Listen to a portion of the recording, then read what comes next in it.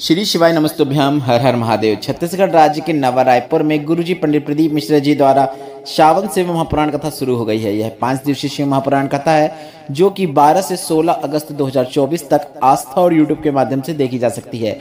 आज की कथा बहुत अधिक रोचक जानकारियों, उपायों और पत्रों से भरपूर थी। आज की कथा में गुरुजी ने एक बेलपत्र और एक दूरवा वाला बिल्कुल नए उपाय की जानकारी दी है, जिसे हम आपको इसी वीडियो के अंत में वीडियो के माध्यम से करके भी बताएंगे ताकि देखकर आपको समझने में आसानी हो। उपाय कब करना है, कैसे करना है, किन्हें करना है और उसका आपको क्या लाभ होगा, उसकी जानकारी के लिए आप इस वीडियो को अंत तक अवश्य देखें। साथ ही हम आपको गुरुजी पंडित प्रदीप मिश्रा जी का बताया हाल ही में एक ऐसा उपाय जैसे गुरुजी ने सभी से सावन के बचे हुए दिनों में करने को कहा है। यह उपाय आपको 5 दिन लगातार करना होगा। अब यह उपाय काफ़ी सरल और आसान है। कैसे करना है यह भी हम आपको इस वीडियो में बताने वाले हैं। इस उपाय को करने से जीवन के सभी दुख, तकलीफ, कष्ट दूर हो जाते हैं, यह निश्चितता है। यह उपाय करने का आपके पास अब अंतिम मौका है, जिसे आप कल मतलब 14 अगस्त से ही करना शुरू अवश्य करें। आज 13 अगस्त दूसरे दिन की सावन शिव महापुराण कथा में गुरुजी ने कुल 16 उपाय, पत्र और उपयोगी जानकारियां दी हैं। सभी की जानकारी हम आपको इस वीडियो के माध्यम से दे देंगे। अगर किन्हीं कारणवश आपने आज की कथा नहीं सुन पाई है तो पूरी कथा का रसतत्व आपको इस छोटे से वीडियो से प्राप्त होने वाला है।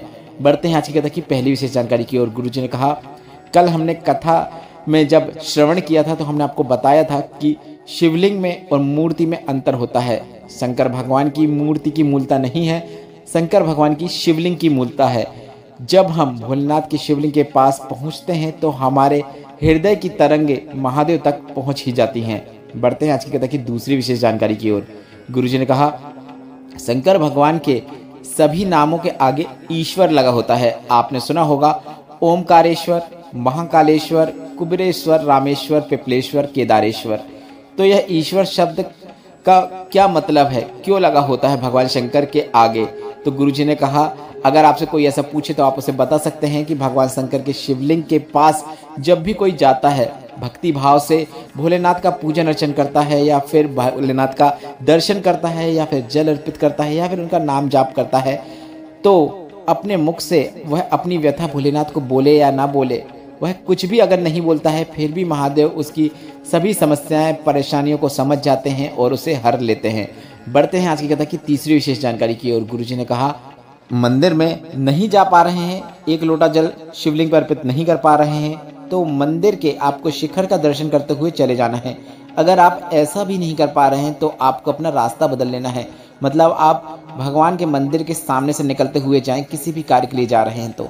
बढ़ते हैं आज की कथा की चौथी विशेष जानकारी की ओर। गुरुजी ने कहा, अगर आप किसी स्थान से निकल रहे हैं और आपने सोचा कि यहाँ पे एक बहुत प्राचीन मंदिर है, मुझे भोलेनाथ के दर्शन करना है, आपके मन में ऐसी लालसा जगी भोलेनाथ के दर्शन करने की, तो आप अगर वहाँ पे जा पाओ या ना जा पाओ, पर आपने सोचा, आपने महादेव को याद किया, इतना मात्र कर देने से आपकी तरंग महादेव तक पहुँच जाती है और आपको वहाँ जाकर दर्शन करने का लाभ प्राप्त हो जाता है।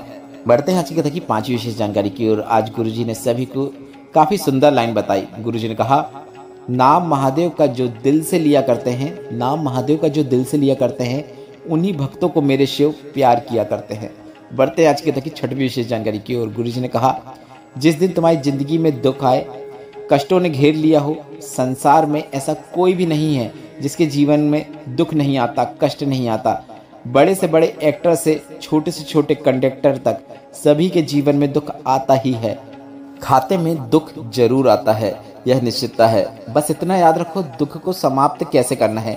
आपके द्वारा चढ़ाया गया एक लोटा जल आपके हाथों की लकीरों को भी बदल देता है, यह आप याद रखिएगा। बढ़ते हैं आज की कथा की 7वीं विशेष जानकारी की ओर। राजेश्वरी जी पत्र लिख रहे हैं, जिसमें लिखा, शादी के 19 वर्ष निकल गए थे पर संतान नहीं हुई। किसी का भी बच्चा गोदी में आता तो वह हमसे ले लेते, क्योंकि मेरे पास बच्चा नहीं था। सब मुझे बांझ भी कहने लगे थे। डॉक्टर को भी दिखाया, डॉक्टर ने कहा कि बच्चेदानी में गांठ है, इसलिए संतान नहीं हो सकती। सब जगह हार गए। फिर हमने तिल्दा नेवरा की कथा पंडाल में बैठकर सुनी। कथा में हमने कामना भी कर ली, सफ़ेद आखरी की जड़ का प्रयोग किया। बाबा ने मेरी सुन ली और मुझे 20 वर्षों के बाद संतान की प्राप्ति हुई है। उसी का आभार व्यक्त करने के लिए हम कथा पंडाल में आए हैं। बढ़ते आज की कथा की 8वीं विशेष जानकारी की ओर। गुरुजी ने कहा, ऐसे महाराज को नमस्कार है जो शंकर पर चढ़े हुए जल का विरोध करते हैं, जल को पीने के लिए मना करते हैं पर दारू पीने के लिए कभी मना नहीं करते। टीवी में आप उनकी डिबेट देख सकते हैं। डिबेट में यह बताया जाता है कि शंकर पर चढ़े हुए जल को मत पियो, पर आपने कभी ऐसी डिबेट सुनी है क्या जिसमें लोग डिबेट में शराब मत पियो इस प्रकार से बातें करते हुए नजर आए। बढ़ते हैं आज की कथा की 9वीं विशेष जानकारी की ओर। किरण बेस जी पत्र लेकर आई जिसमें लिखा 2013 में पता चला कि बच्चेदानी में गांठ है। डॉक्टर ने ऑपरेशन की बोल दिया और हमने ऑपरेशन भी करवा लिया। इसके बाद मैं ठीक हो गई, पर 2018 में फिर से गांठ हो गई। इसके बाद डॉक्टर ने कहा कि ऑपरेशन भी होगा और गांठ जांच के लिए भी जाएगी। हमने कथा सुनना शुरू किया क्योंकि मैं बहुत घबरा गई थी कि इस बार ऐसा क्या हुआ कि जांच के लिए जाएगी। मैंने मंदिर जाना शुरू किया और इसके बाद 2022 में मैंने फिर से जांच कराई तो गांठ छोटी हो गई। फिर इसके बाद मैंने सीहोर कोपरेश्वर धाम जाकर रुद्राक्ष लेकर आ गई और उसका जल शिवलिंग पर अर्पित करके थोड़ा सा औषधि रूप में प्राप्त करके आचमन करना शुरू किया। 2023 में जांच कराई तो सभी गांठें गल चुकी थी। उसी का आभार व्यक्त करने के लिए मैं कथा पंडाल में आई हूँ। बढ़ते आज की कथा की 10वीं विशेष जानकारी की ओर। अनुसुईया बघेल जी पत्र लेकर आई जिसमें उन्होंने लिखा 19 साल में 7 बार मैं माँ बनी। 7 बार के सभी बच्चे चले गए।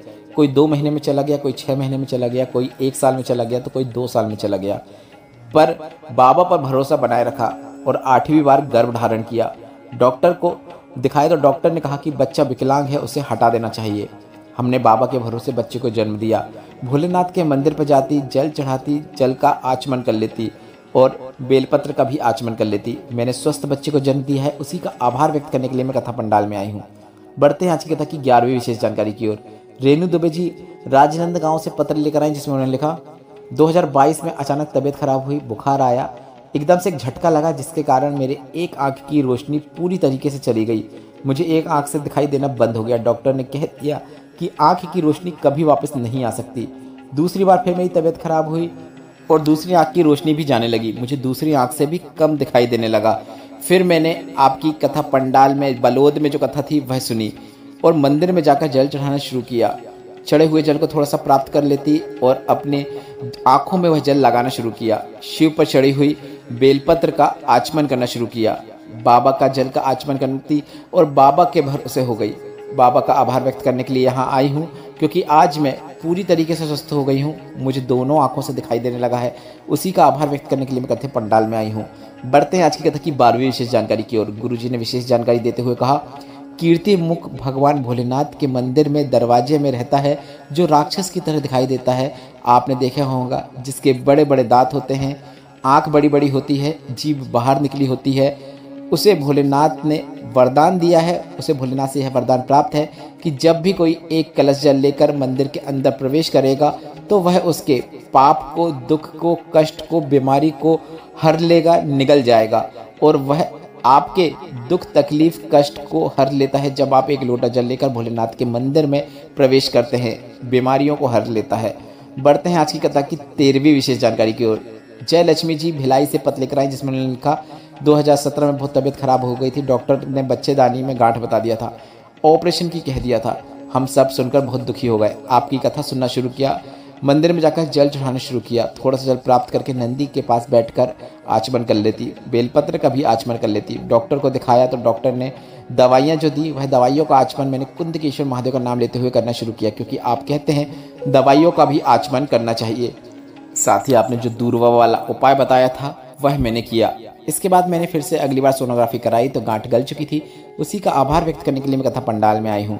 बढ़ते हैं आज की कथा की 14वीं विशेष जानकारी की ओर। आज की कथा में गुरुजी ने एक बेलपत्र और एक दूरवा वाला बिल्कुल नए उपाय की जानकारी दी है जो कि इस प्रकार है। गुरुजी ने कहा प्रदोष के दिन एक दूरवा एक बेलपत्र, मतलब आपको बेलपत्र के ऊपर दूरवा रखनी है। इसके बाद इस बेलपत्र और दूरवा को आपको शिवलिंग में जो माता सुख सुंदरी का स्थान होता है वहां पर स्पर्श कराना है और स्पर्श कराने के बाद आपको इस एक दूरवा और बेलपत्र को आपको एक साथ स्पर्श कराने, इस बात का तो आपको ध्यान रखना ही है। और इसके बाद आपको दोनों चीज को शिवलिंग के ऊपर कुंदकेश्वर महादेव का नाम लेते हुए दूरवा और बेलपत्र को अर्पित कर देना है। इसके बाद बाबा से निवेदन करते हुए कुंदकेश्वर महादेव का नाम लेते हुए उस बेलपत्र और दूरवा को प्राप्त कर लेना है और घर आ जाना है और उन दोनों का आपको आचमन कुंदकेश्वर महादेव का नाम लेते हुए करना है।